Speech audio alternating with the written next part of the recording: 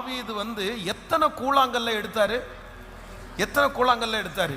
5 கூழாங்கல்ல எடுத்தாரு. ஆனா இப்போ அவருடைய கண்ணுக்கு முன்னாடி நிற்கிறது எத்தனை ஆளு?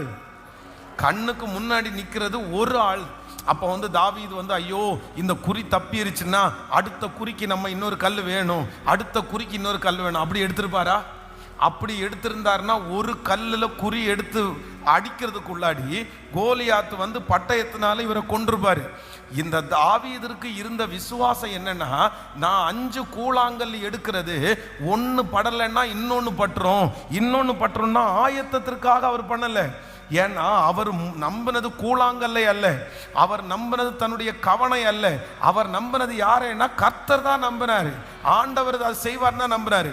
அப்போ இவர் இந்த 5 கூழாங்கற்களையும் எடுக்கிறதுக்கு ஒரு பெரிய காரணம் இருக்குது. அன்னைக்கு இருந்ததுல 5 ராட்சதர்கள் இருந்தார்கள்.